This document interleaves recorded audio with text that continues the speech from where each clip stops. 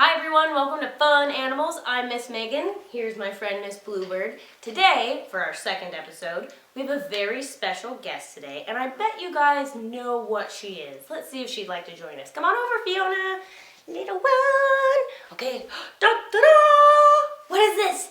It's a puppy dog! Yes, Fiona's a puppy dog. She is a Chihuahua. There are over 400 different breeds of dogs, and they've been domesticated for over 15,000 years. That's a pretty long time.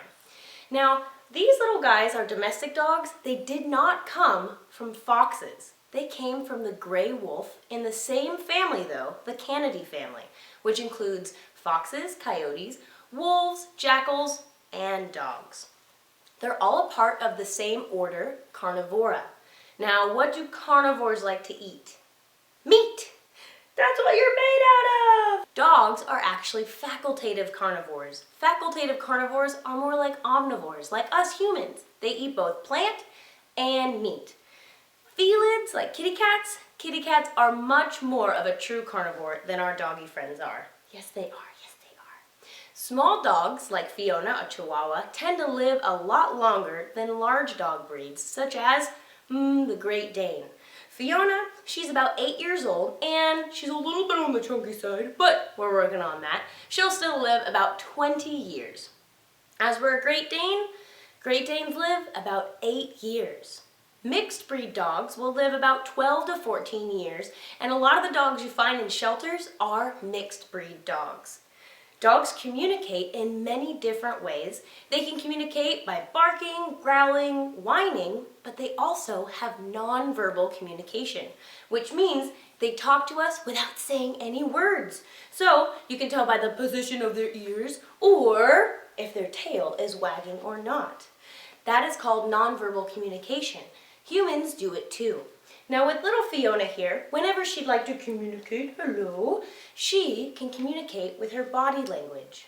Dogs have 18 muscles per ear on their head, and they can even hear 4 times farther than humans can. That's some pretty powerful ears. Now speaking of communicating and hearing different things, dogs, they are very specialized. When they're communicating, they can get really excited. Sometimes when we get excited, we sweat. Like humans, we wear deodorant to make sure that we don't bother our neighbor from our stink and our smell, but dogs don't sweat like we do. They actually sweat through the pads of their feet. So if it's ever really hot outside and your dog's walking around, they might leave little sweaty doggy prints on the ground. That's their body's way of cooling down. They're getting rid of extra salt deposits. So here's a little thing for you guys to do at home. Oh, thank you.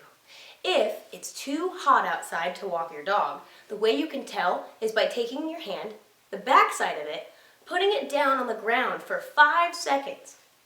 If your hand gets too hot to sit there for 5 seconds, it means it's too hot for your dog to be outside as well.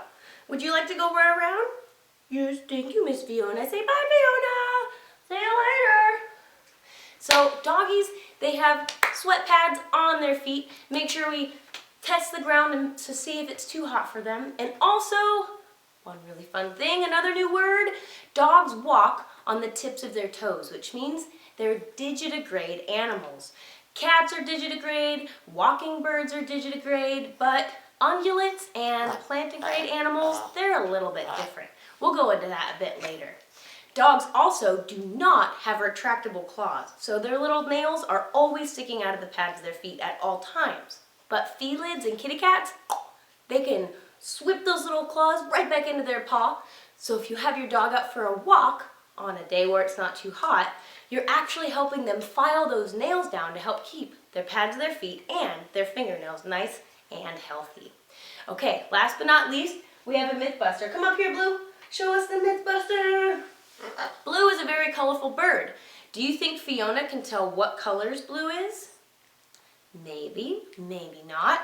I've heard that dogs are colorblind, but that's false. Dogs are not colorblind. They can see colors such as blue, yellow, and even gray. So to say dogs only see in black and white, totally false.